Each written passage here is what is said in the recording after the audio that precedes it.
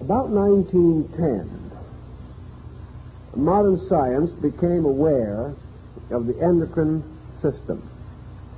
This does not mean they had not known about it before, but it had remained a comparatively quiet, dignified part of our anatomy, and was enjoying that exclusiveness and seclusion which the body seems to prefer. Then all of a sudden, glands began to be very important. And in the 20 years following 1910, the gland concept became high fiction. It was something like spaceships in the 50s and 60s. Almost anything that you couldn't understand or you couldn't explain was a matter of glands. Furthermore, a highly evolved technique for investigating glandular function and glandular structure began to appear. Scientific papers were numerous. A group of scientists who called themselves endocrinologists appeared in the field of medicine, and we had almost the equivalent of the modern psychologist and now the modern exponent of wonder drugs. As always, man just went to excess. This does not mean that valuable information was not gained. It does mean, however, that there was not adequate criticism, very little basic understanding, and practically no basic interest in the glandular problem except on the purely physical level. We had much discussion of glands and rejuvenation. We had glands advanced to explain the personality problems which are now in the province of psychology. In those days, a man was what his glands were. And whatever changes occurred in his life or personality or appearance, these changes were basically due to glands. One problem that confronted the endocrinologist from the very beginning was that one gland, possibly the most important of all, just simply refused to reveal its secret. And for the most part, the condition is the same now, although a good many years have passed. The pineal or pineal gland, either pronunciation is correct, located in the central part of the brain, still remains the mystery gland of the human body. We sense, at least we think we do, that this gland, as long as it remains the most mysterious, is in all probability the most important. There is talk about this being the master gland of all, but it simply remains, even today, so mysterious, so difficult to work with, that comparatively little important information has been accumulated about this gland. The others have given up some of their secrets at least, and we do know what we suspected from the beginning, that they were there for a good reason. Nature does not put anything into the human body without a purpose. And man can take very little out of the human body without getting into some kind of difficulty. The various glands, tied together into a kind of pattern, certainly were focal points for the distribution of important secretions that affect health and well-being and contribute to a mysterious chemistry within the body. a chemistry which has as its essential purpose the maintenance of the equilibrium of function.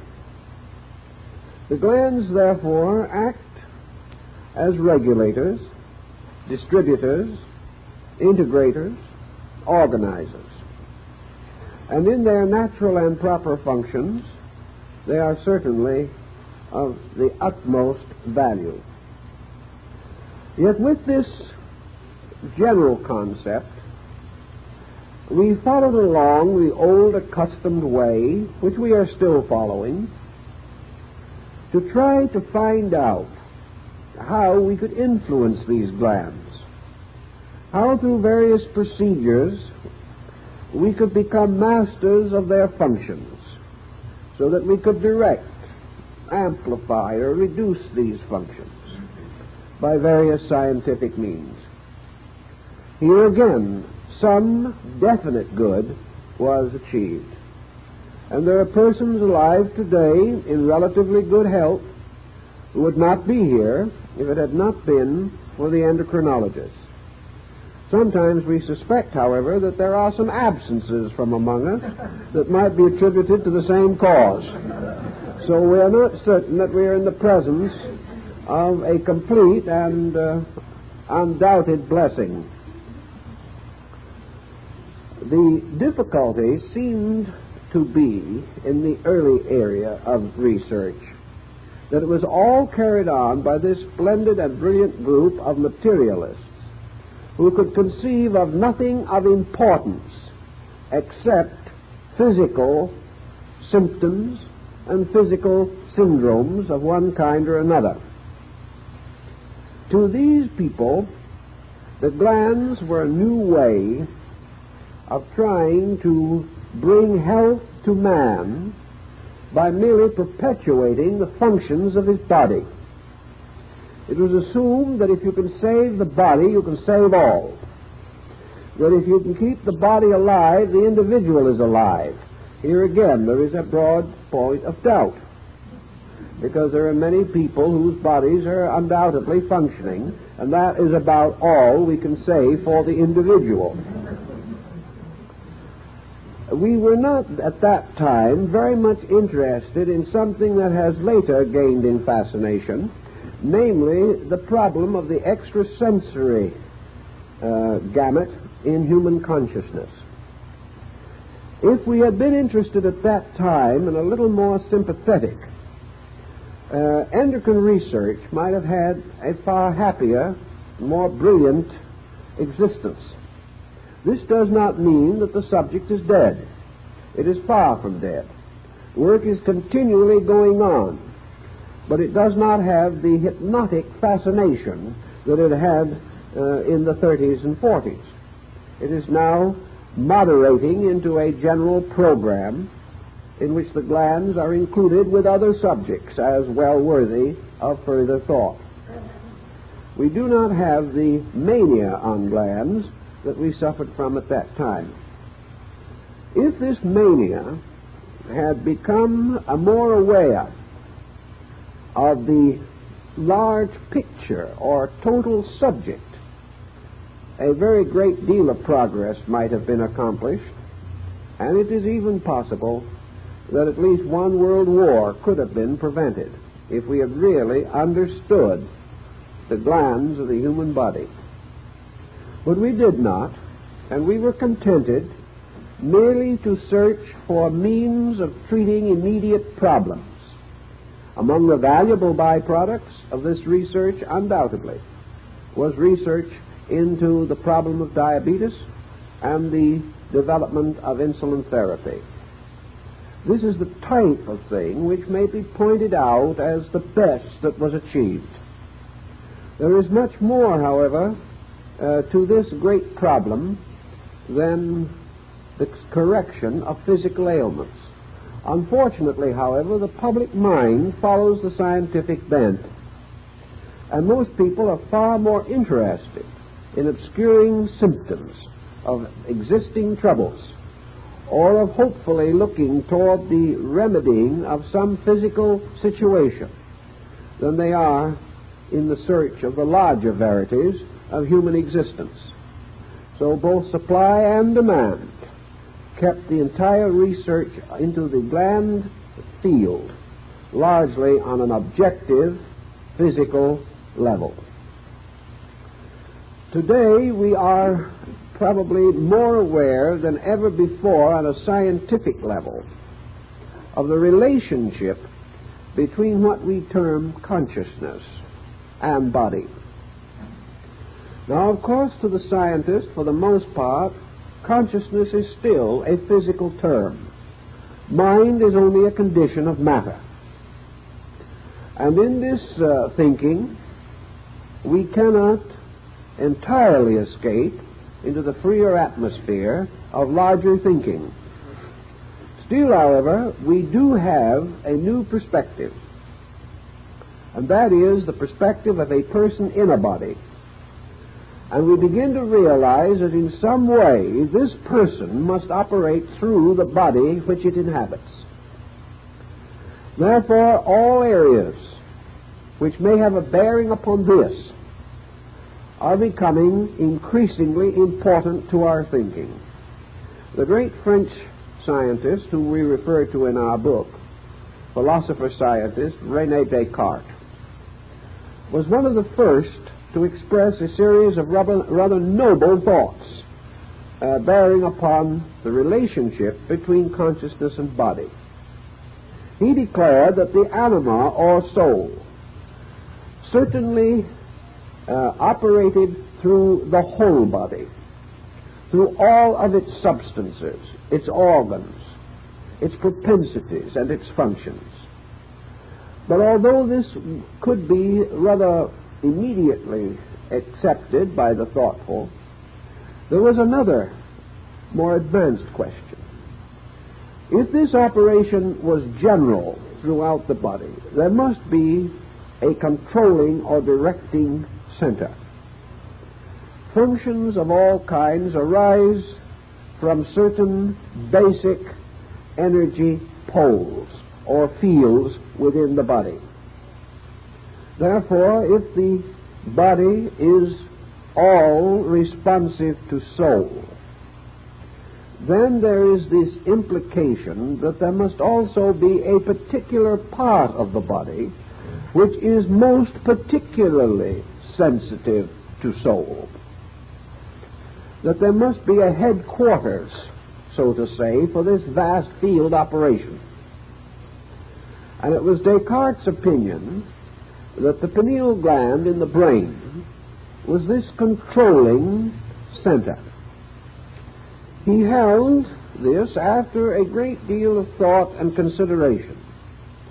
He studied all of the principal centers of the body, the organs, the nervous system, the arterial system, and he finally concluded that the larger and more massive structures could not be the controllers, but rather were the large reservoirs through which these controllers operated.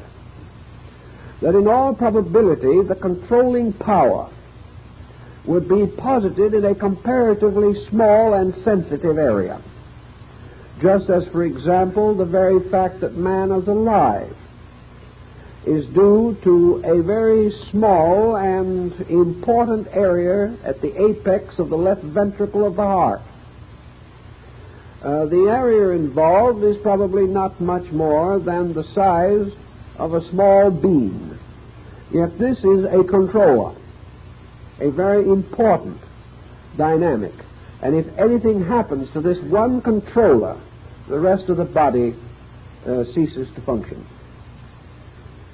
Descartes, continuing his analysis, came to the conclusion that in the brain there was an unpaired organ, that instead of the organ being polarized or with two essential parts corresponding to the right and left sides of the brain, there was suspended almost in the middle of the brain, suspended in a manner in which it was capable of motion within the brain itself, a comparatively small and mysterious body which resemble perhaps a small pine cone, and that this mysterious body, with an independent motion, held in position only by certain arteries and veins and nerves, was, in his mind, the most likely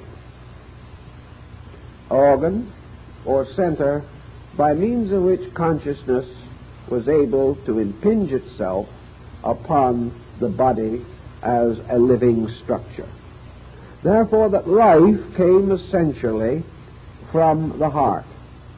But from this other center came the power which transforms a living thing into a thinking, conscious being. He probably, Dr. Descartes, was not merely conjecturing, not in the ordinary sense of invention. He was a very thoughtful man, a very widely read man, and a great student. There is no doubt in the world that he was well acquainted with the religious, philosophical, and scientific thoughts of ancient peoples. And while perhaps he did not have available as large an area of research as we have today, he had enough to convince him that throughout ancient religions and mystical philosophies there was a lore or legendary by means of which the isolation of the area which he selected would be natural, reasonable, and probable. Perhaps Descartes did not even consciously do this, but out of his vast background, this thinking was almost inevitable as a subconscious process in himself. From the very earliest time, men have used the concept of the I, in this case EYE, as a symbol of consciousness, of internal awareness. In India, an extra eye, a third eye, is placed on the forehead or higher upon the head of a deity to indicate, one would say, a power of superior sight, knowing, or insight. In the religious mysticism of Christianity, the head itself is surrounded by the nimbus of sanctity. Now, Descartes was a Roman Catholic, and therefore it is quite reasonable and probable that he was aware of the ancient symbolism associated with the canonization of a saint.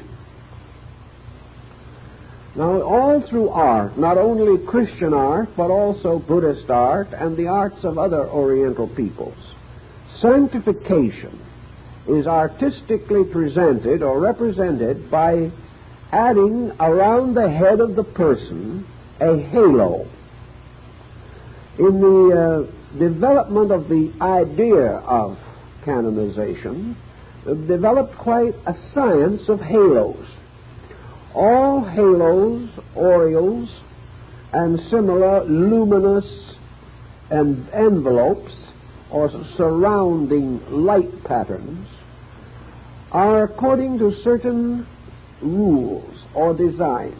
If you study ancient art, you will see, for example, that the persons of the Trinity, representing the Godhead, if personified, are usually given a certain kind of halo. That the halo of Christ is different from that of any of his apostles, and that the halos of saints are again different from those of angels, archangels, or other so-called celestial beings. Descartes was undoubtedly aware that if he took the halo around the head and regarded it as an area or a circumference, and he placed a compass so that he could draw this halo, which the artist placed around the head, that the central point of his compass, upon which he was to base the circumference, would lie in the head or approximate the position in the skull of the pineal gland. Therefore, that this luminosity was radiating from a center almost in the exact middle of the brain.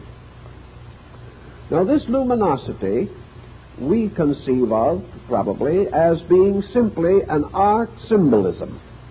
And I think certainly it would be so regarded by most scientists. At the same time, these symbols are archetypal. They go back to a very ancient pattern in human thinking. Therefore, I don't believe that we can simply assume that these symbols are arbitrary. Rather, the ancient attempted to indicate by the halo or aura around the head a state of sanctity. He did not put this aura somewhere else. Strangely enough, he did not put it around the heart. Sometimes, of course, he will make a larger halo. And in Eastern, particularly Buddhist symbolism, it is quite common to find a double halo. One obviously from the heart, the other from the brain. These two halos form a very pleasant artistic design and are noted in the shrines and images of many of the Buddhistic divinities. However, the halo around the head is derived from rather ancient thinking and from a still older patterns of belief or attitude. In the Egyptian religion, for example, we find a definite use of a peculiar kind of ornament that is placed on the exact crown of the head, a tiny little mound-like structure resembling a tiny beehive. And on the top of this is placed, usually, a conventionalized lotus blossom or lotus branch. Now, we say branch, fully realizing that that is not the way we generally recognize a lotus. But in Oriental art, it is usually a peculiar type of hybrid in which the lotus symbol is combined with a type of stem and leaf that suggests the acanthus rather than the lotus itself. Now, in this particular case, the deceased person passing into the underworld has this peculiar device fastened to the top of the head. The deities involved are frequently ornamented with crowns or symbols. And these symbols include a mysterious something resembling a kind of antenna placed in the top of the crown of the deity, approximately in the same relationship as the feather in the hair dress of the Indian medicine priest. Now, in American Indian lore, the war chieftains always wore the bonnet. This was a circle, usually, of eagle feathers, forming a very elaborate headdress. This bonnet often also included an appendage of more feathers down the back until perhaps almost reaching the ground. But a mystic, a medicine priest, or a holy man could not wear this bonnet. That was the bonnet of the war chief. The symbol of the holy man was a single feather rising directly from the top back of the head, exactly where, if the stem of the feather continued into the head, we would assume the pineal gland to be. This was a sign of divine protection. It was a sign of dedication to God. This feather, by the way, served a number of protective purposes. For in the old tribal warfare, the chieftain with the war bonnet was always vulnerable. Anyone who wanted to take a shot at him could do so. But it was very bad taste to shoot the man who had one feather in his hair, because it meant you were shooting a priest. Therefore, normally, no one attacked him. And actually, he never carried arms himself. He was sacrosanct. He was set apart. And to injure the agent of the deity was a very serious offense. Descartes also well knew that from very old times the tonsure was an important symbol, not only in Christian religion, but in other religions. This consists of shaving or removing the hair from a small circle at the crown of the head. This was again a setting aside of the individual for religious purposes. It was a very peculiar but important symbol. Some feel that it was an effort to capture an idea, and that this idea was that the child's skull in small childhood or infancy did not entirely and immediately close, but that at the crown of the head through small childhood there was a soft area where the skull bones had not joined. And it was a belief among many gypsies and other people that all children were clairvoyant until the skull closed over. Therefore, again, there was something mystical about this area in the top of the head. Down in the Casa Grande area in our own southwest, the dead were buried in what was called the embryo posture, which is a kind of knee-chest posture, as the embryo is supposed to be in the womb. This was in order to emphasize the belief that the dead person or deceased person was beginning a new infant life in the other world. Therefore, that he was being born into another world, and that the earth became the second womb of his life. When he was so placed, a bowl was inverted over his head, forming a kind of cap. But before this was done, a hole was knocked in the bottom of the bowl, so that there would be a space at the top of the head through which his soul might escape. The belief being that the soul left the body at that area at the crown of the head. This, of course, is completely carried on in the religion and philosophy of Vedanta and Yoga. In the Mexican Museum of Archaeology in Mexico City, there is a magnificent monolithic head, probably of Mexican jadeite. This head is called Morning Star. It is more than twice life-size, perhaps 4 times life-size. But there never was any body with it, because the undersurface of it is also carved and figured. Where the neck would join, there are elaborate glyphs covering the entire bottom of the head. And the heads of this nature, even larger, have been found along the coast of Mexico on the Gulf side south of Veracruz. The top or headdress of this figure, Morning Star, is a magnificent sunburst resembling a many-petaled lotus, almost identical in design to that frequently found on the cases of Egyptian mummies. It is as though an inverted lotus bowl had been placed over the head. In the center of the area where the petals came together was an open circle, the Chinese symbol of life, the vacant center in the mysterious Chinese plaque, which was used to represent deity. And in the case of the mummy, the Egyptian mummy, this central circle was usually painted deep blue, an azure color, to symbolize heaven or life or consciousness. We can go through 50 such parallels, all of which, to a degree at least, were available to Descartes. Also, we have another entire group of symbols, referred to, of course, originally in the Bible.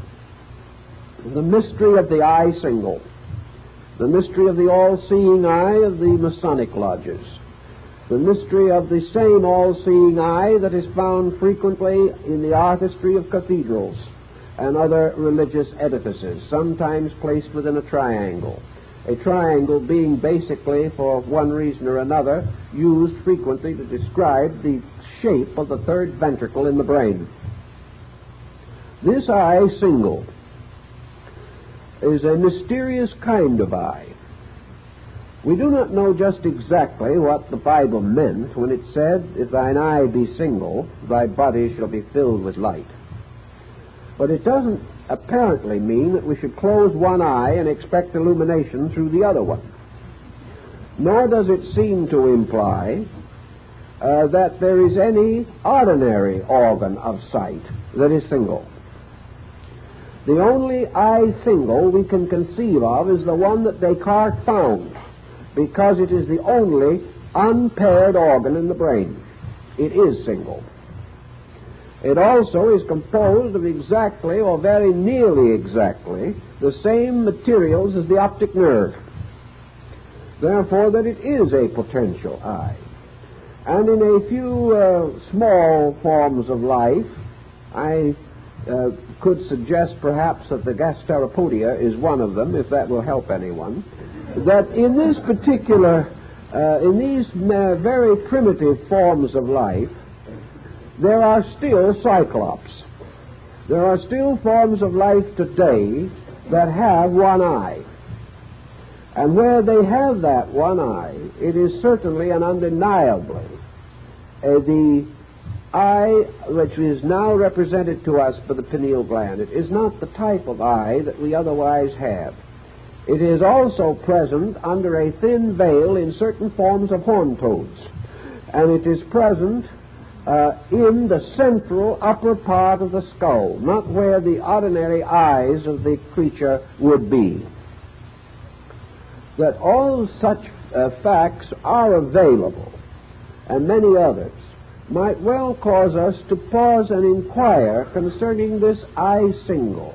We find it occurring again in the Scandinavian sacred writings, the story of Odin and his single eye, how in searching for truth he went to Mirma's pool at the bottom of the tree of life, and there the god of all memories of things told Odin that he would give him the gift of insight if he would pluck out one of his eyes and cast it into the pool of memory. And when Odin had only one eye, he was enlightened. And from that time on, when Allfather wandered the earth, concealed as a man, he always allowed a heavy lock of his hair to fall over one side of his face to cover the fact that he had only a single eye. This one-eyed god has been called the sun god, and many ancient people insist that the sun deity is always properly represented with one eye. In the Kabbalah of the Hebrews, the God of Israel, which neither slumbers nor sleeps, is always presented symbolically in profile, so that only one eye is visible. The same situation also falls into the deck of cards, which was an ancient symbol. And you will note that in the court cards, some are in profile and some in full face. This is by meaning or purpose, and not by accident. Thus we have enough lore and legendary to support Descartes' thinking, and to suggest that in his time, lore and legendary were probably the most common sources of information available to him, that he would naturally derive from the backgrounds of things known that which he desired to know. The pineal gland, then, does still carry to us, and even to scientific men, the simple possibility that it could be an eye. There is nothing to deny this possibility, that it is an eye which has retired into the brain, and the brain has closed around it, and the skull has closed over it, and its sight power has ceased. We might also come to the rather simple supposition that if this was a prehistoric or a primogenital eye, belonging to some actually ancient and remote period, and having no further use for man because his other eyes are so excellent and efficient, that this gland would atrophy. That which is no longer needed or useful to man seldom remains. But this gland does not do this. This gland remains in some way perfectly healthy down through time, although we don't use it. Its other services to mankind are sketchy, still the cause of continuous controversy.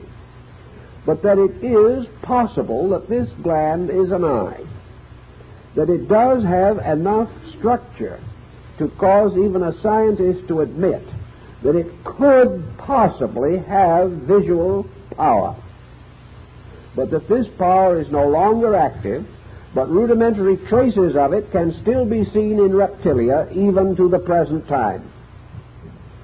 All this adds up to one question. If this gland is an eye, is it likely, possible, or reasonable that nature preserves through the ages an eye that sees nothing? If a fish is left for a while in the cave of Kentucky, or breeds there, after a few generations, these fish are all blind because there is no light. And this type of thing has been observed everywhere. But this eye in the brain does not seem to thus deteriorate. It leaves us with a very interesting speculation. Obviously, this eye is not particularly useful in adding up grocery bills or other, what we might term, highly practical pursuits. But we do have a term which comes from somewhere, and we're not even too sure where it comes from, but it has gained popular acceptance through time, and that term is insight. Now, if we have any part of man's optical equipment that could possibly have a different function or a different purpose, to see something not otherwise visible, to see inward rather than outward things, to see qualitative rather than quantitative forms, to become aware, because our word see no longer simply means visual acceptance or visual reaction. When a man listens to what you say and he says, "I see what you mean," he is not looking at anything. It is insight that he is trying to tell you, that he has become aware. Descartes was convinced that this gland was a field of awareness, and that by its own proper nature it was aware of those things of which man is not normally aware,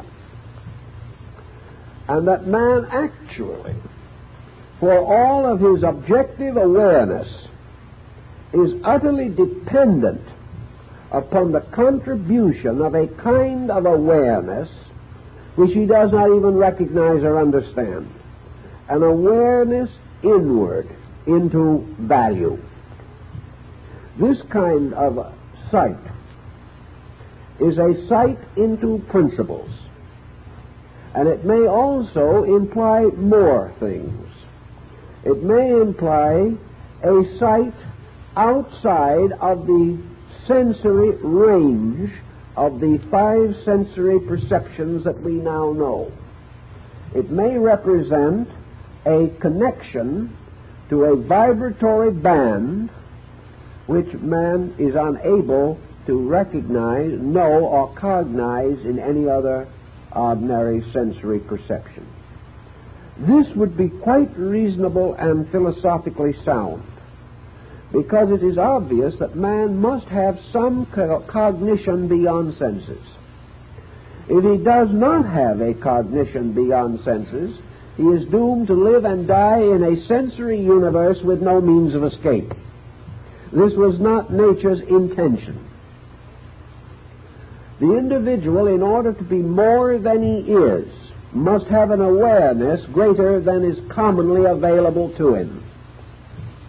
He may not call upon this awareness. He may not even know that it exists.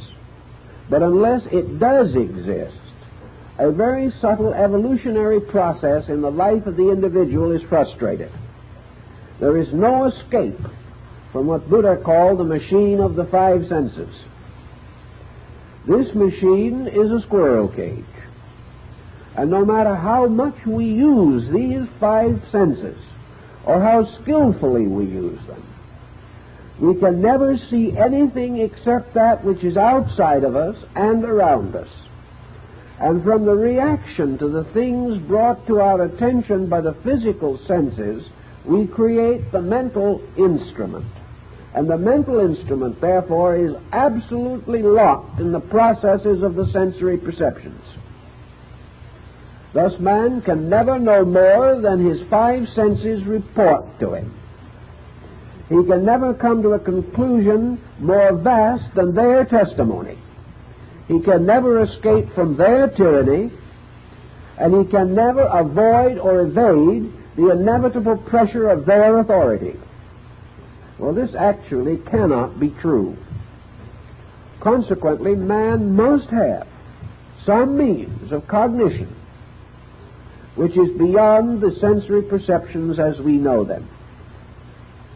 This means of cognition could very easily and very well be associated with the comparatively rare phenomenon of what is termed extrasensory perception. Now, extrasensory perception as a term is again suffering from this tremendous determination to make everything scientific. Extrasensory perception today is being approached as glands were approached 25 years ago, as an interesting and wonderful possibility by means of which we hope ultimately to cure the common cold, prevent mumps, or do something of that nature. Again, it has no essential meaning unless by means of it we can learn to read our neighbor's bank book or something of that nature. It is a scientific curiosity, and science is now sitting around trying to figure how we can capitalize it, how we can make it profitable, how we can use it to raise the standard of living, or also indirectly to raise the cost of living, although that is what might be termed a concealed purpose. Extrasensory perception is not merely what we commonly think of when we read an article on ESP. Extrasensory perception is the same thing that has been recorded from the beginning of time in the visions of mystics, the strange psychic experiences of saints, the mysterious revelational factor referred to by Thomas Aquinas. Thomas Aquinas, another great church philosopher, did as much as he could within the boundary of the framework of his permitted thinking. In other words, there are things he could not do, because in his time men just did not do things that were contrary to their faith. It wasn't even a matter of persecution entirely. It was just simply that the human consciousness would not open itself to conscience reflexes by going outside of that which it regarded as right. Therefore, Aquinas was cramped a little in his philosophy and in his research. But he did recognize what he termed the validity of a sixth sense. We had the five ordinary senses, and he gave to us another sense, which he summarized in the concept of revelation. In other words, there was a way of apperceiving as well as perceiving. There was a way of knowing above as well as a knowing below. There was a knowledge to which man ascended, carrying with it a mysterious power or capacity within himself to receive from what perhaps Aquinas would term deity, a kind of instruction which he could receive entirely apart from the physical senses, which might allow him to read a book or listen to a professor give a learned address. Man with his outer ear could listen to the words of other men, but with an inner ear he could listen to the Word of God, or what he termed God, which simply meant the voice of superior, that which was above, or more subtle, or more internal than the ordinary methods of accepting knowledge. Thus man could achieve through reason, which would be the climaxing of all faculties and their coordination, or he could receive through inspiration, which was a descent, a power of a divine life principle which could impart knowing. That which man gained, we will say for the moment, through his ordinary eyes, gave him a certain lockedness in matter. What we see, we believe. You cannot tell us this world is not here, we see it. You cannot tell us our friends do not look the way they appear to look, because we can see them. Also, we can see real estate. We can see a good investment. We can see all kinds of external things, families, friends, employment, all kinds of external situations are rationally conveyed into us through the sensory perception, and we accept them. We accept them with the peculiar intensity which has made materialism possible as a code of life. Without the tremendous validity of the physical sensory perception, man could never have been a materialist. Materialism was simply the fact that he wanted to believe that the world in which he lived was the world which he could see. And he could not rationally place an invisible world which he could not see above the visible world which he could see as a level of value. Havelock Ellis, in his Dance of Life, explains a mystical experience which happened to him. To him, this was now a more authentic way of seeing. That which was internally experienced, both visibly and audibly. This unfolding of a factual power, a power so real that the things thus seen could be as indelibly fixed upon consciousness as the things seen by the physical sensory perception. Thus the internal experience makes man as certain of idealism as the outer sensory perception makes him certain of materialism. And having once inwardly seen, that man can no more deny what he has seen than the individual who sees outwardly, and therefore cannot deny what he has outwardly seen. The intensity of this inner seeing also carries with it a dynamic which physical seeing does not carry.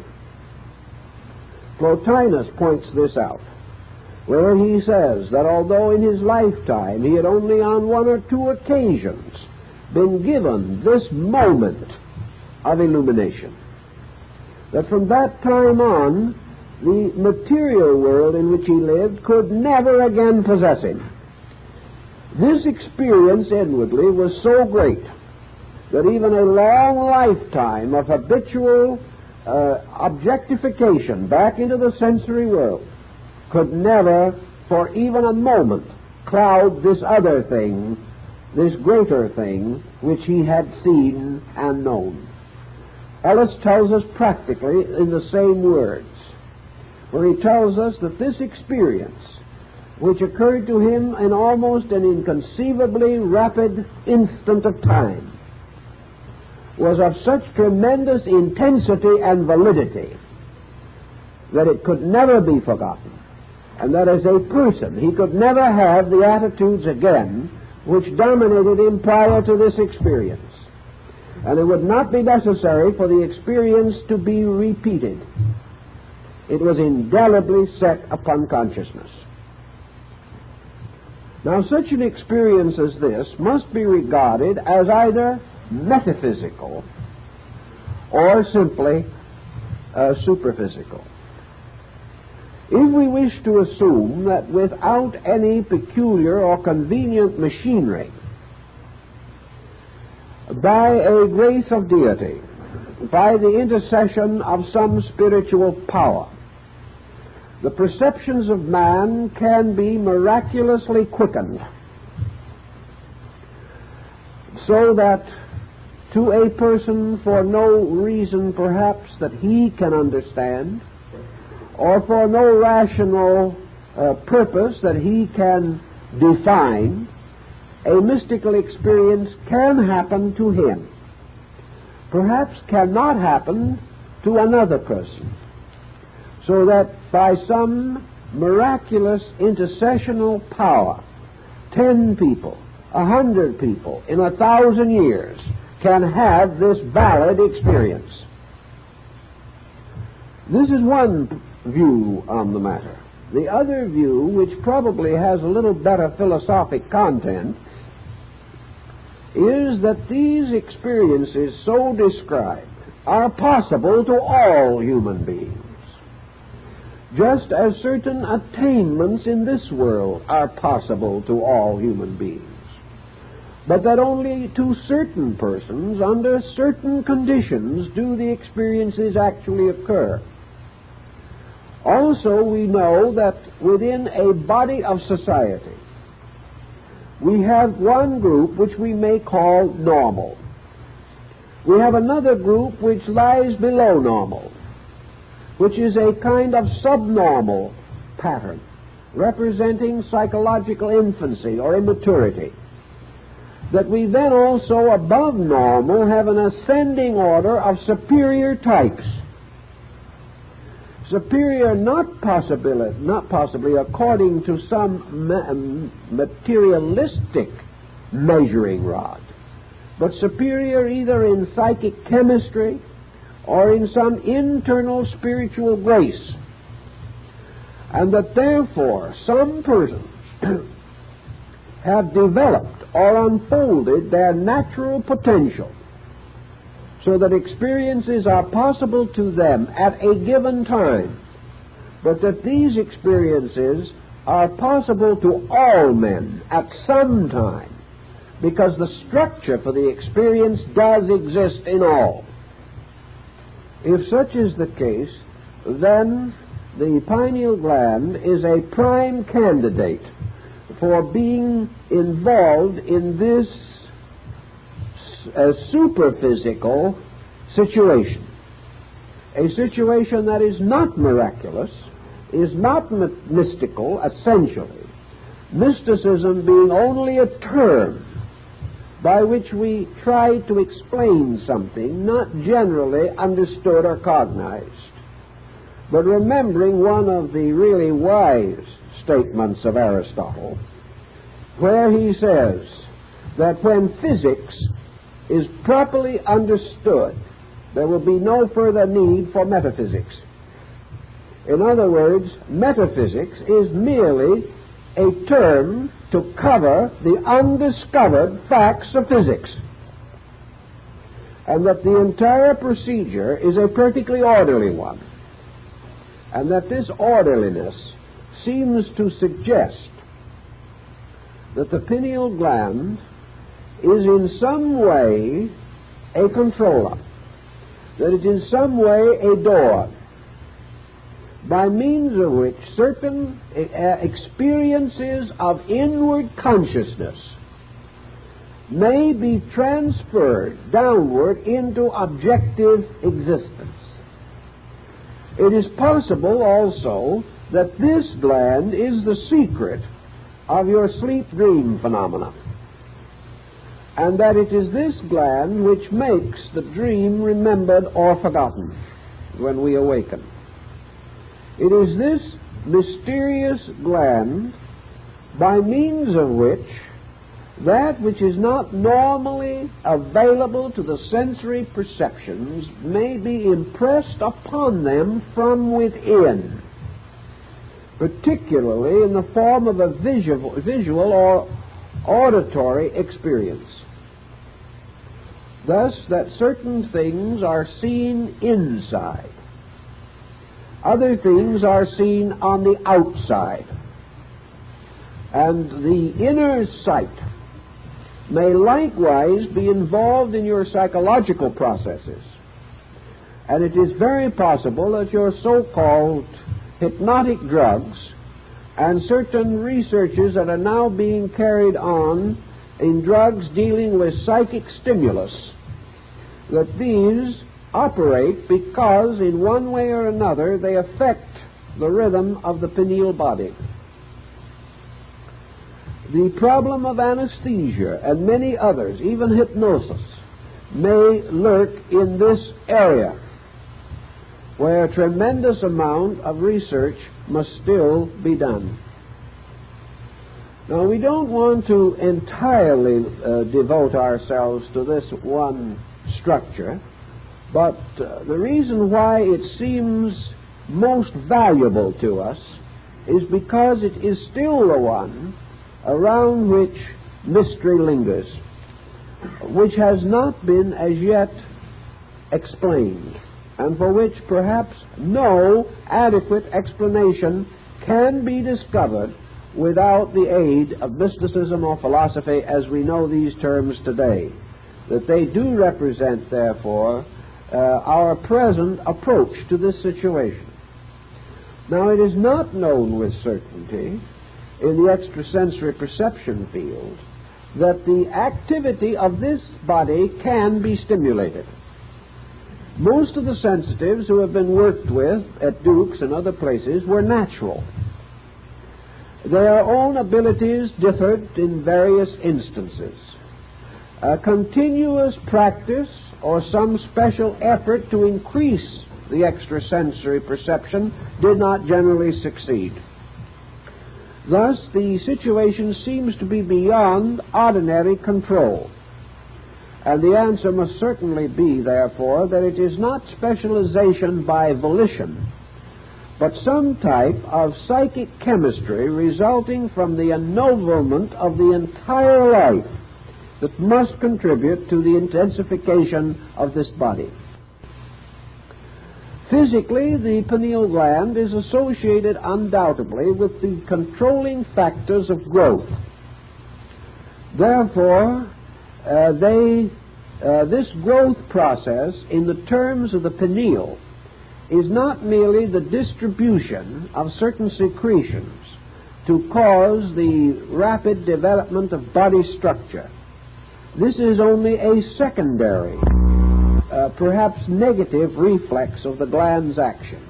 The positive aspect of it is that it is a releaser into the body of the consciousness factor.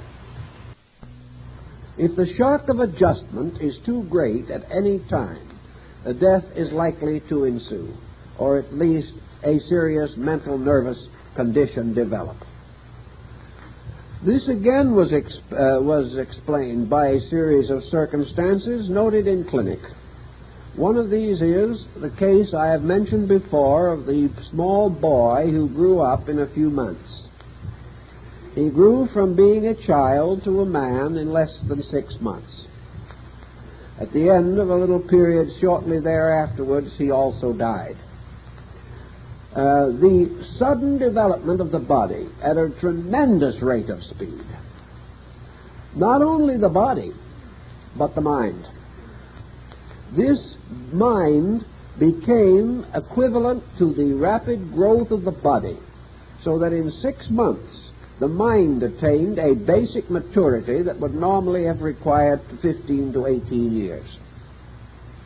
The child became mentally a man, with a man's attitudes, his approach to life, his acceptances, his thoughtfulness, and all of the elements with which we associate the normal state of maturity. Post-mortem proved that this boy had a kind of abscess or tumor on the pineal gland. And evidently, as a regulator, it lost the power to regulate the growth process. Not simply the body, but the growth of the being in the body. Meaning, of course, only one thing, namely an unbalance in the link by means of which being operates upon body, which permitted being to move into body too rapidly and without adequate controls. And the result, the destruction of the body. So that the gland, therefore, has, through clinical research, more or less supported this presumption or the supposition that it has a regulating effect, and that consciousness itself is in some way released into the general structure through this important glandular center. The ancients, if we can still borrow them a little for further thinking, had much to support this in their legends and their lore and their myths. In a way, this gland seems to play the part of the two-faced Janus, the deity which the Latins regarded as the lord of peace and war. This deity had two faces, one facing forward and the other backward, one assumably facing outward and the other inward, and that this deity represented this gland, which has two processes within it. One is that in its being faced outward, it bestows a superior cognition upon things outwardly seen. And when faced inward, it bestows an intuitional or inspirational insight into the causes of things and into the nature of self. That in both cases, this function is more or less occurring all the time. And what we do not realize, I suspect strongly, in our psychology and other researches, is that man is now, for the most part, looking both ways at once, but as yet has not been able to reconcile the mental confusion resulting therefrom, with the result that we use now the insight that we possess merely to interpret the functions of the outer sensory perceptions. We have not recognized that they possess a power or purpose of themselves. Now, in the brain also, there is this other small body, which is called the pituitary body. Perhaps one of the simplest things that we can liken it to is one of the retorts of an old alchemist. It looks very much like a bottle. It has an anterior and a posterior part, and secretes a material which is called pituitrin. This gland was likewise of great interest to the ancients. We do not know just exactly why they were so fascinated by it, but we can have a suspicion or two about this particular thing. In the first place, the pineal gland is in its shape very definitely a masculine symbol. The pituitary body is a feminine symbol. It is a receptive symbol.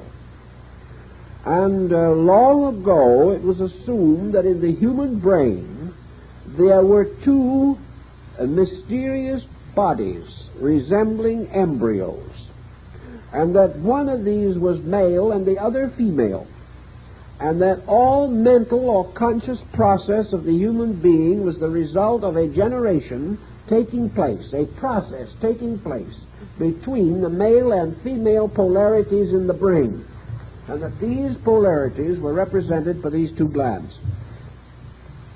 Thus, in the Parzival story, the pineal gland plays the part of the sacred spear of Longinus, the centurion, and the pituitary body takes the part of the sangreal, or the holy cup, these two being the wonderful relics of the ancient faith that were preserved in the castle on the top of Mount Salvat in Moorish Spain. Always this castle is on the top of the mountain, and in most of the representations of it, it is a domed building, perhaps slightly resembling our grand old planetarium out here in Griffith Park. But it was always a domed building, and this domed building was the brain. And it was here that the knights of the mysterious service of the Grail gathered for the celebration of the Eucharist, seated around this great table, much as in the table of Arthur, King of Britain, the table of Camelot. And here also we have the same mystery as the 12 paladins of Charlemagne, the 12 knights who represented the servants of the Sangreal mystery. And we have, of course, the orders of the quest. We have man searching for the mystery of the Holy Grail and the spear of Longinus. It is also noted that in the case of Parzival, when Amfortas, the second king of the Grail, took the holy spear down into the valley to use it against the evil magician Klingsor, he threw the spear at the magician, who, however, caught it and threw it back, wounding the Grail king with his own spear. This was much made of in the mystical legends, for it represented the danger of using this power for a destructive purpose, even though that destructive purpose seemed to be justified. In other words, reality will never be discovered by violence, even if it is a violent effort to discover reality. It just cannot be done that way. Two wrongs cannot make a right. They simply make two wrongs and things get worse. But the story of the Grail and the Holy Spear also will be found in the legends of alchemy, where we have the mysterious processes necessary to the perfection of the wise man's stone, the mysterious symbol of the immortal soul consciousness of man. The pituitary body, therefore, is known to secrete a mysterious dew that is called the brain dew in the Kabbalah, and plays a very important part in the distribution of energy. The great Belgian chemist Jean-Baptiste van Helmont declared the mystery of dew. He said that dew captures in it the rays of heaven. And the brain dew of the ancient Kabbalists is supposed to have been impregnated with the energy of the pineal gland and flowing from the pituitary body. This dew, which has then become the carrier of the consciousness of the pineal gland, is then distributed throughout the body, carrying with it certain power, certain meaning, certain consciousness factor, perhaps something we do not even suspect, namely that it may bestow a kind of conditioned consciousness upon even the smallest cellular unit in the body. Now, in the case of the pituitary body, we have certain definite indications that this gland will affect health, that it can be held as a physical growth controlling factor, even as the pineal is a consciousness growing factor. So that we seem to have here the master glands of a system, by means of which consciousness and body are held in equilibrium, and by means of which also the purposes of consciousness and psychic energy are distributed throughout the body.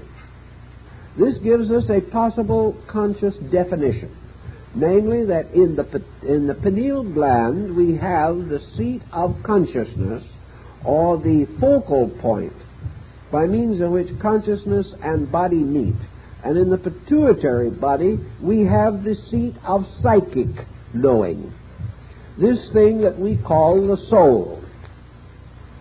That therefore, psychic phenomena in general, and the disturbances of the psyche in various psychological problems, may ultimately be traced definitely to the pituitary body, where we have certain danger of aberration.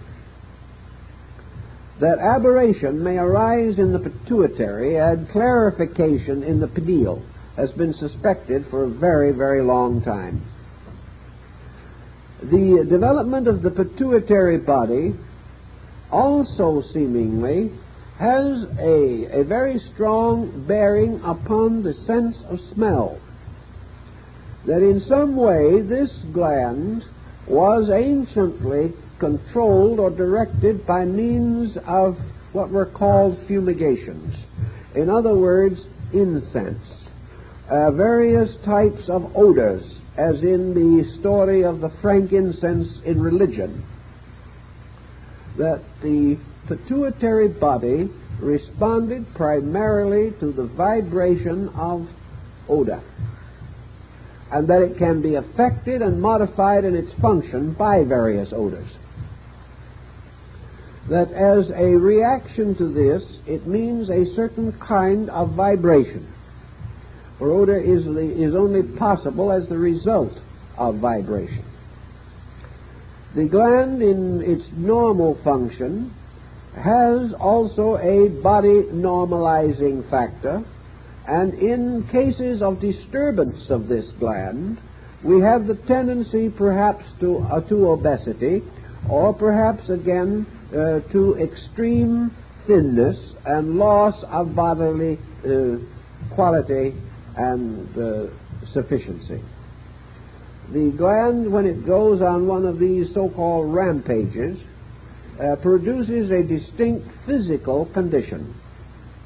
Now, it is also noted that wherever this gland with its physical problem becomes acute, we seem to have an increase in psychic sensitivity. Nearly all psychics have been inclined to be heavy. They have been inclined to indicate that a certain type of sensitivity is to be associated with at least a minor imbalance of this gland. And that where the individual is hale and hearty and the gland is working perfectly, he does not seem to be as much subject to imagination, to violent internal experiences, to a kind of unworldliness of attitude, as we find in a great many persons who have a heavier physical structure indicating a different pattern of gland function. Also, the effect of sugar on this gland will have to be further examined, because it does tie up in some way with the pancreas. And it's quite possible that the pancreas represents the lower pole of this gland.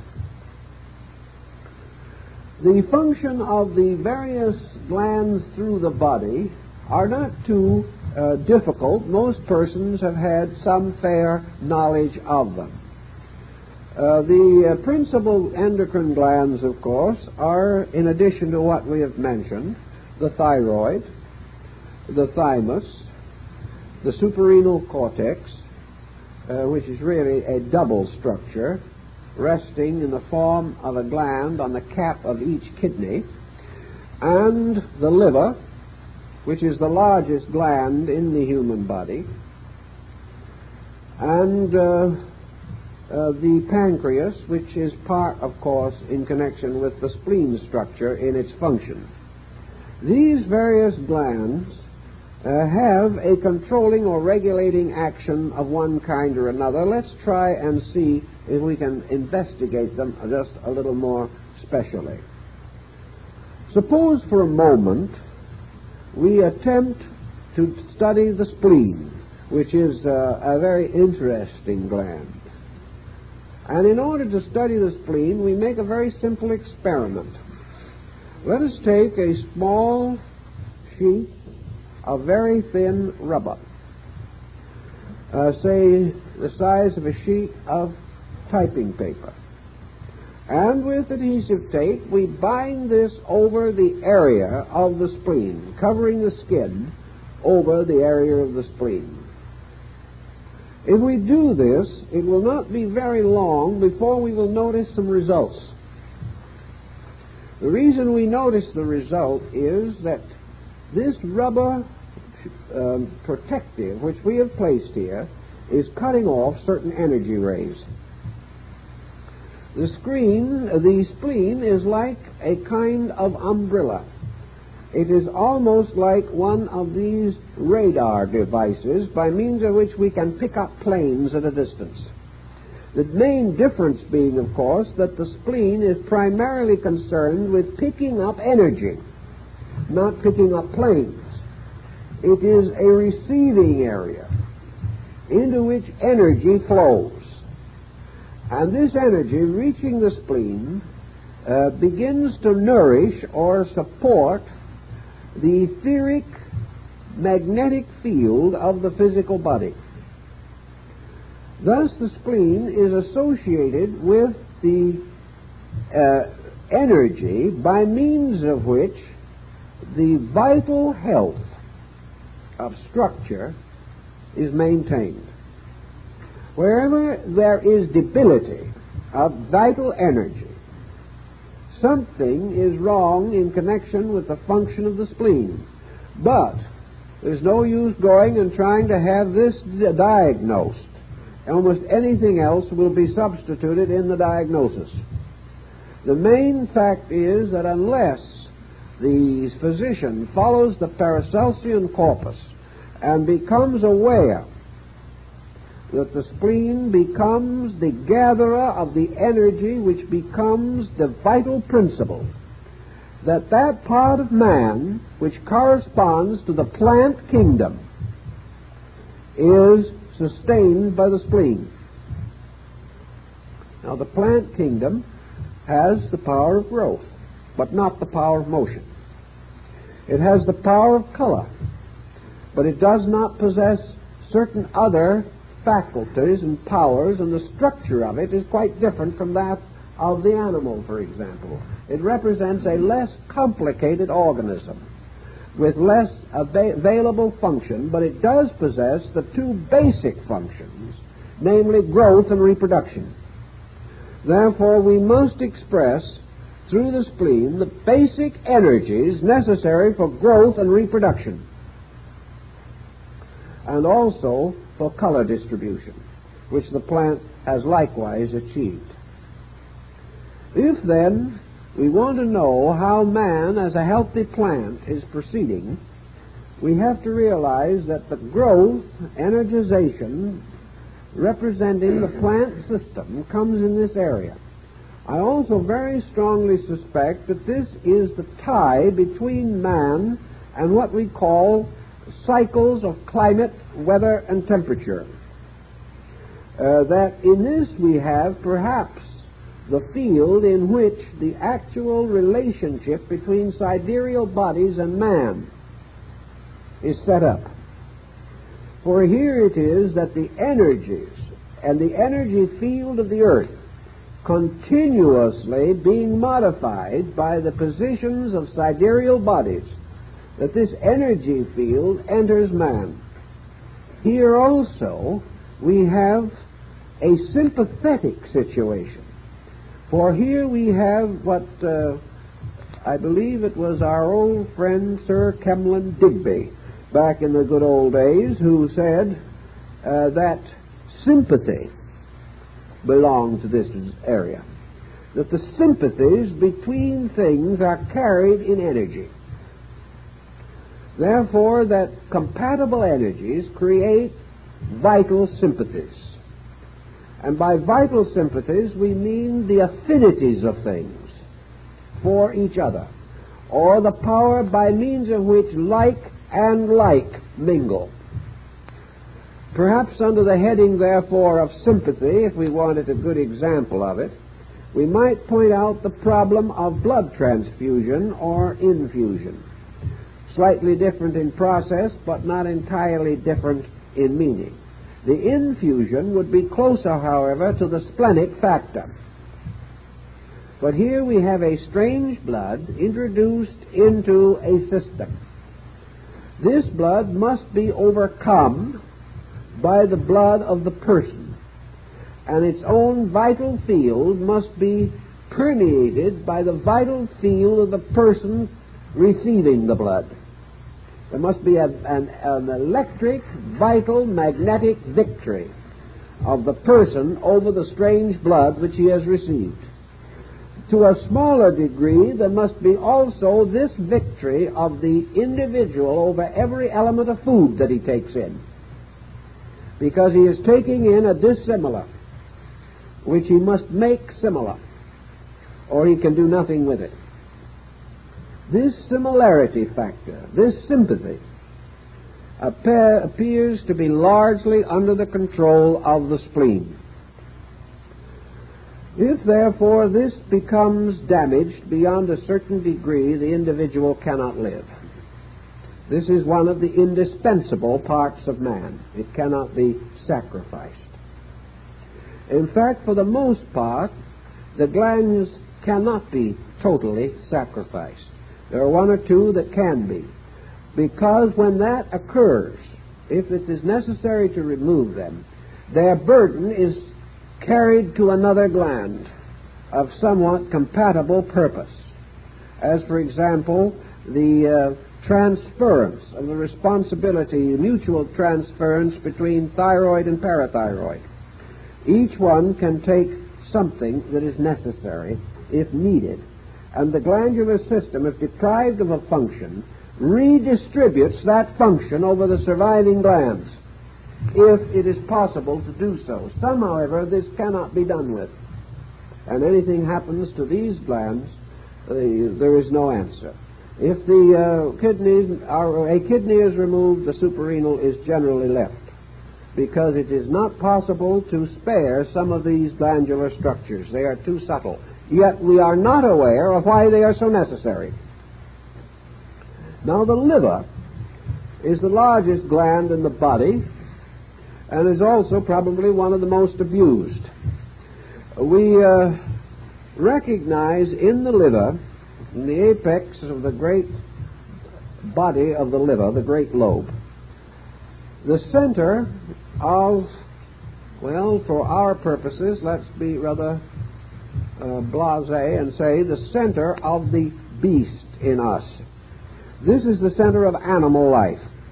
As the spleen supplies that which is necessary for the continuance of a plant, so the liver provides the extra things that are necessary for the survival of an animal. Without the liver, man as an animal can't make it. Therefore, the liver has to do with the warm blood factor by which an animal is distinguished.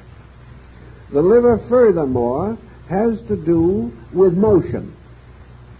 It has to do with motion and emotion.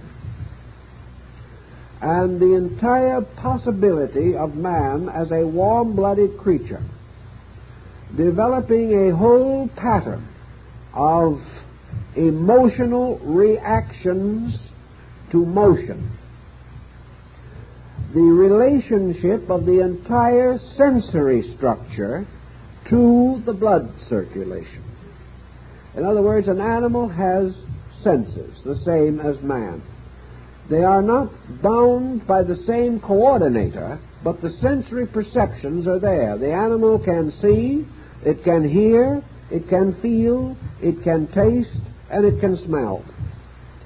Particularly in the sense of smell, the animal has tremendous superiority.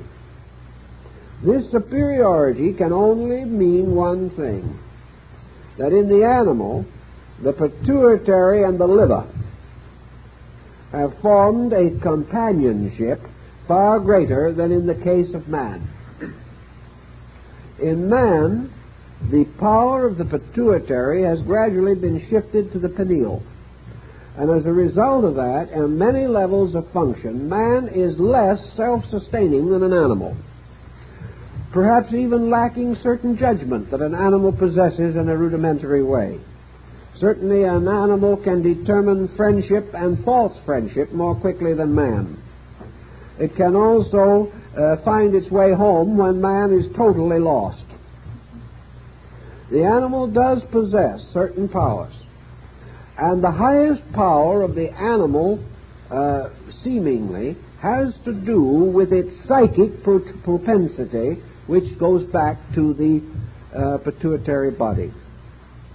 But we have man as an animal operating through a combination of glands in which the liver and the pituitary constitute dominant factors. Now, where do we find, for example, the mineral content? Man is also a mineral. Man is bone. He is substance. He is matter. He's worth about $8.50 now as pure mineral content. He used to be worth only $1.25, but minerals have gone up since those days. Also, we've discovered a couple of new elements in man that are quite expensive. So his value as merely a chemical compound is rapidly rising. Perhaps he will be ultimately a good investment. Who knows? But the mineral part of man comes back again not so much to the endocrine system as we know it, but to a degree it gives us a clue to this particular structure. Actually, the mineral part of man is linked directly to the life part. Actually, what is a mineral? A mineral is apparently a mass, a substance. That it has certain energy waves of some kind moving in it is pretty well established because of the crystallization forms which we find in the mineral. The mineral is crystallized around energy. But the mineral does not move, it does not grow, it does not reproduce as we know it, and it has only a kind of survival with the exception of certain minerals. There are links between minerals and plants in the same way that there are links everywhere in nature. But the mineral is an existing thing. It is alive, but it is not living as we know it. And this, according to the old authorities, was due to the fact that the human heart has two complete structures involved in it. An internal structure in which life is seated, and an exterior field surrounding that structure, which is the basis of the form principle. That matter is therefore held in cognizable form from the outer magnetic field of the heart. Therefore, actually, matter is not included upon in the glandulous group, even as the ancients pointed out long ago that the physical body is not a principle.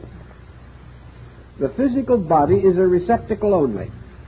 It is not a principle. Upon this receptacle, 7 principles operate. But it is the 8th sphere, or the sphere of their activity. Matter, therefore, is a kind of 8th principle, directly related to life itself.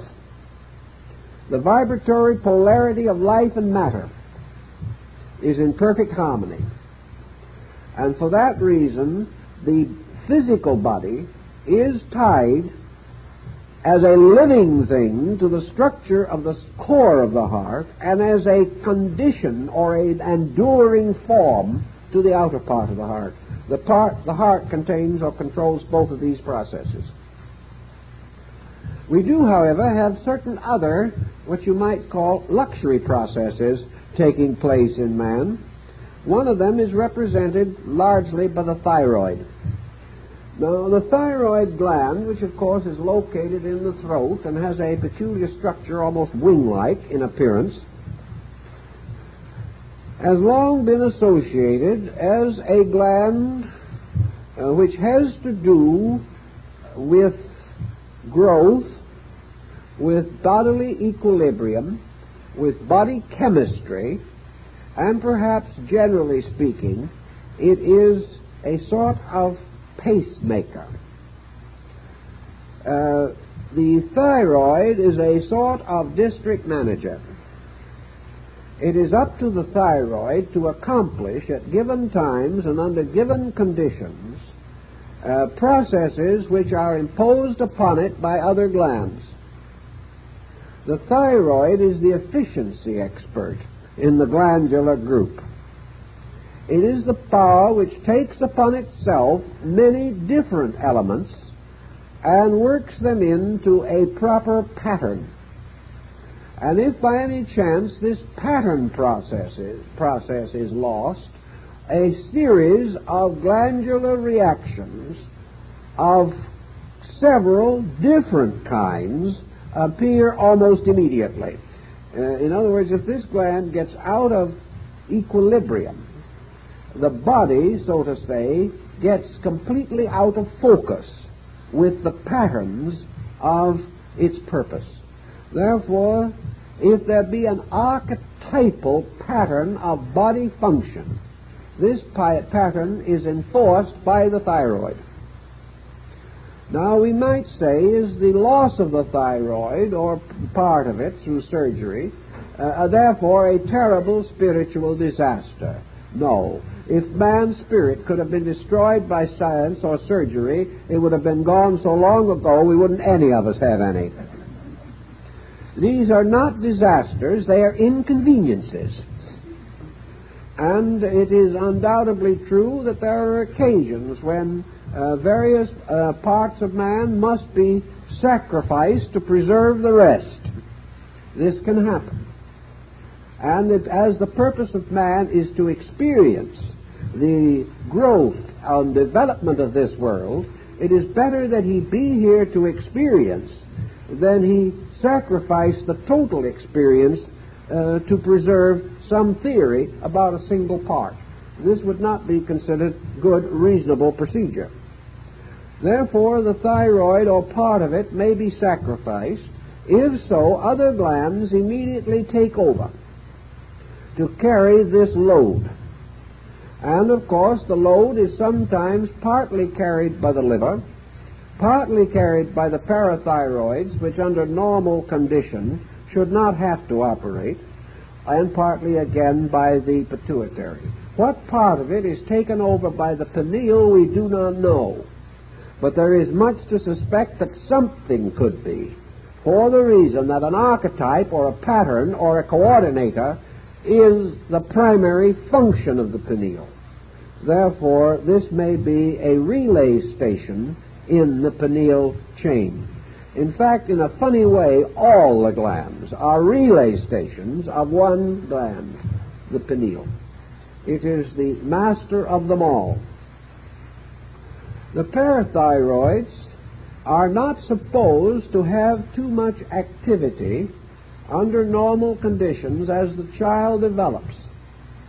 But we do have now some problem which involves the element of heredity.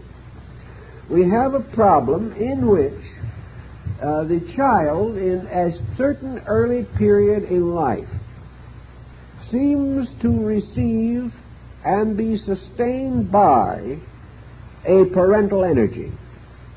Up to a certain time, the child is unable to carry its own energy requirement. And this energy requirement is reservoired in the parathyroids and in the thymus. These glands operate, therefore, under certain stress patterns. And especially the thymus. It is assumed that as the child grows older, that this gland will gradually cease to function. And where it does not cease to function at the time when it should, there seems to be a retarding of the development of the person. Now, this retarding by a hyperthymus condition has been a subject of a great deal of thought and discussion. But again, we have not arrived at any too positive conclusions. The general tendency seems to be to feel that the continuation of this glandular process beyond its time may result in a lingering psychic relationship with parent.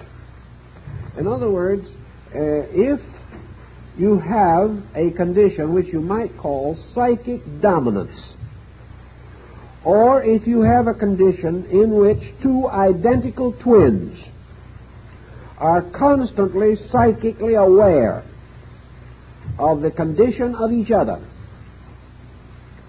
or you find a peculiar psychic sympathy between people so that they seem to know each other's thoughts or emotions, particularly as a result of long association.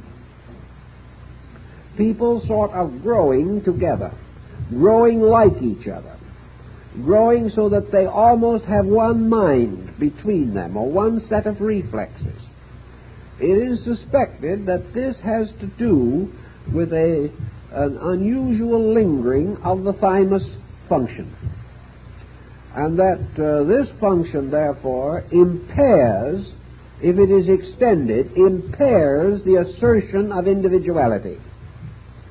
That the individual never quite comes into possession of himself as he should if this gland lingers in its functioning beyond a reasonable length of time. Usually the activity of this gland is pretty well exhausted by the time the child is 7 years old. But there are cases where it is not exhausted, and we have an involved and complicated psychological situation that can result from this perpetuation. Thus, it becomes obvious that there can be a valid link between glandular function and disposition, temperament. Dis-ease, which we call disease, is really a kind of psychic discomfort. The being is not at ease. This at-easeness will also often reflect the function of the adrenal materials, particularly the adrenaline in the body. The suprarenal cortex, therefore, has been likened to the gland of internal security. There are people who seemingly are undaunted by circumstances. They remain almost continuously sufficient for all of their needs. Needs as people, needs in emergency. These are assumed to possess an exceptionally well-developed and balanced suprarenal process. When the individual is under tension, stress, anxiety, or particularly in danger, or feels themselves to be in a predicament or in a disaster, the tendency is for adrenaline to develop and flow more rapidly. Thus it has been called the courage gland, because it is this flow of adrenaline which gives the individual the sudden power to meet emergency. When this gland operates normally from a reasonably healthy organism, it gives the person that necessary push that takes him through a situation, whatever that situation may be. Nature has provided him with a reserve energy center, by means of which he can meet a stress of unusual intensity. It may, however, be that through continuous emotional stress he exhausts this. If he does, then this energy is no longer available because he has wasted it. It therefore is very important in the life of the individual that he does not permit himself to become overwhelmed by small problems. If he is so overwhelmed, he will have very little energy resource when a major emergency arises. This gland sort of gives the person the push that takes him over the top. in whatever his problem may be. It is the same kind of result almost that in old times carters got by beating a horse, whipping a horse. The spurt of energy by means of which the horse was able, under cruelty, perhaps to achieve the end that was desired. But of course the life of the horse was shortened and its health was ultimately destroyed. But this gland provides the whip of energy by means of which a sudden emergency can be met.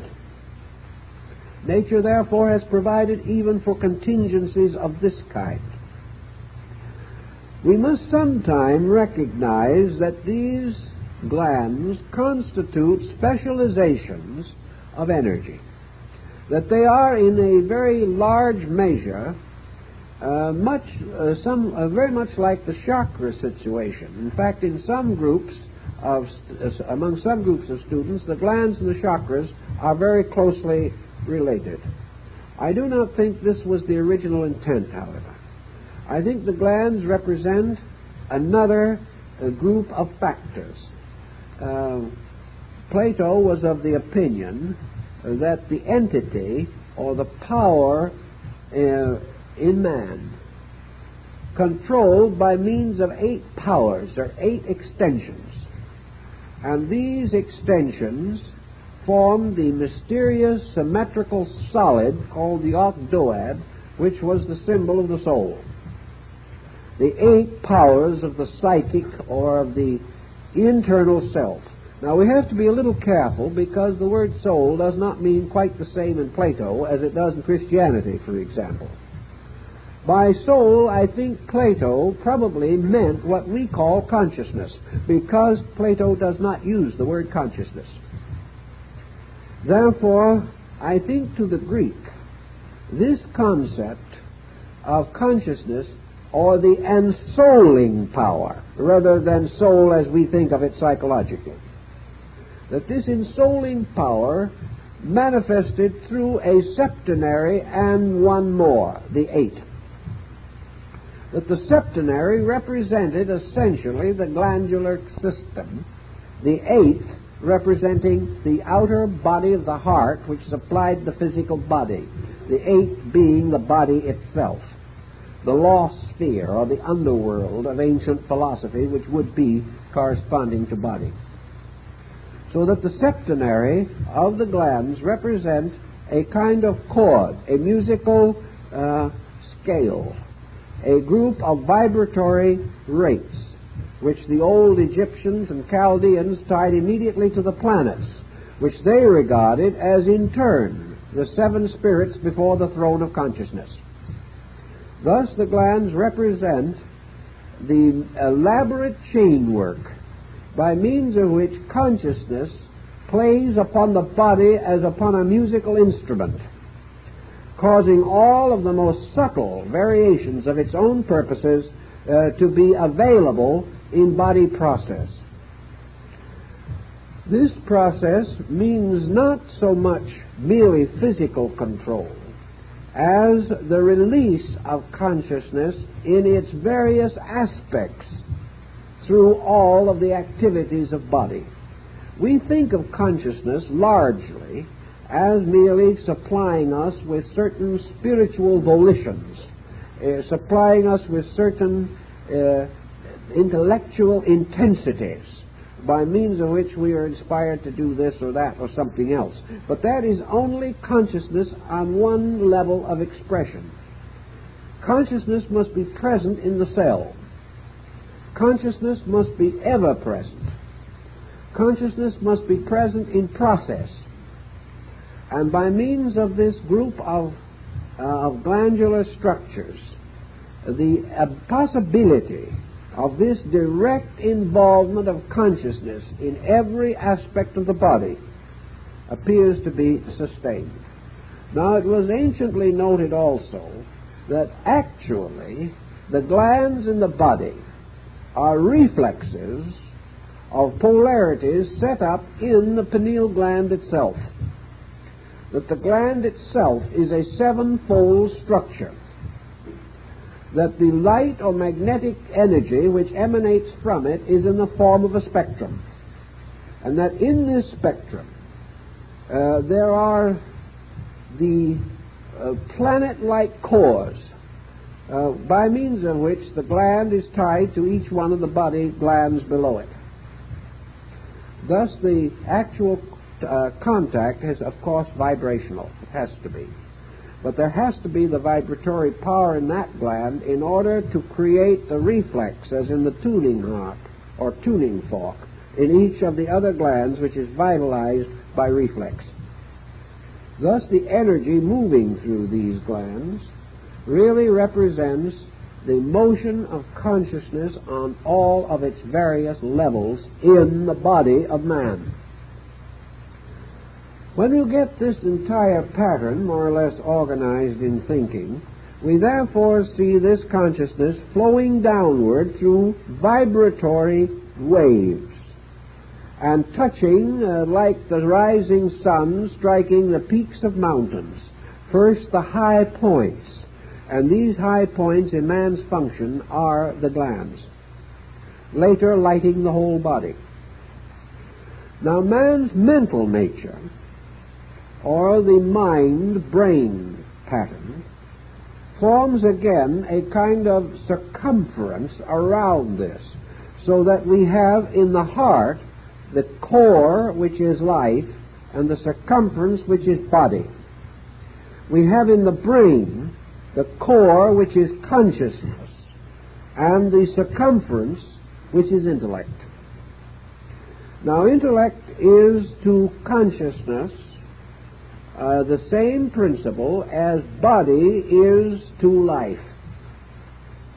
Because here we have body becoming the instrument of life, mind becoming the instrument of consciousness. Life flows into body, consciousness flows into mind. Mind, in turn, by virtue of these relationships, is also capable of a reactional process, by means of which thought, or sensory perception, or experience, or attitude goes back or flows back into the consciousness core. By that I mean only one simple situation, namely that the bridge of the pineal carries traffic in two directions. From the plus direction, consciousness moves across the pineal to take its mental polarity in the mind and its physical polarity in the glandular system. At the same time, the body reflexes and the mental reflexes are carried back into consciousness. And at the dissolution of the body at death, all of these polarities are restored. The pineal gland is the last area of activity to remain alive, and through this vortex, all of the testimonies of the lower centers are carried back into consciousness again.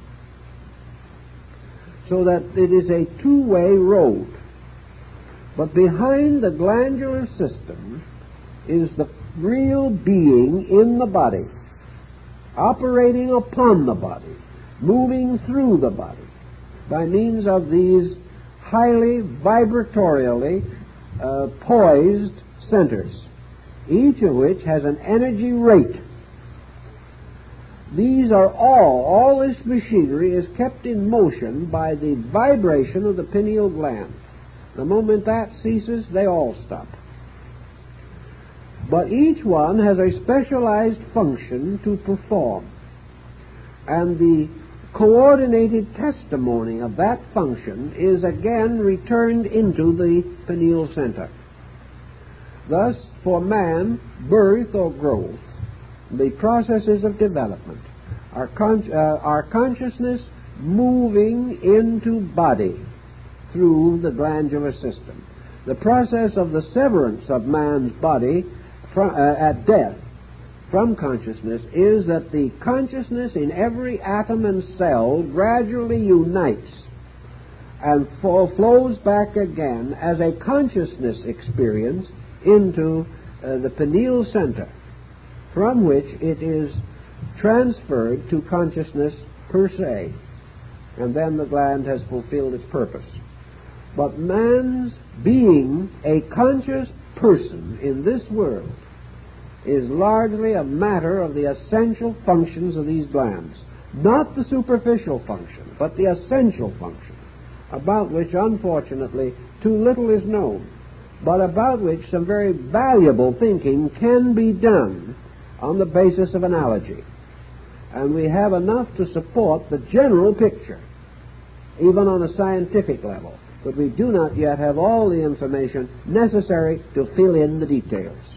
These must come in time, but they're going to be too late for tonight, so we can't do anything more with it at this time. So I think we'll call this the class, and we'll reach you again with another class a little later, but I have an announcement I would like to make, and that is that on March 29th at 8 p.m., our friend Dr. Bode is going to give a talk here, 8 p.m., March 29th, on Indian culture through the ages, and the lecture will be illustrated with films prepared by the government of India, which are on loan to Dr. Bode for this occasion. I believe it's going to be rather unusual, because I think it's going into all of their crafts and cultures, their arts and things of that nature, and their cultural tradition through the ages. It should be a very interesting work, and the films, of course, have been very carefully prepared by the Indian government. So I think you will be interested in it, and we hope that many of you as can will be here to be with Dr. Bode on March 29th at 8 p.m.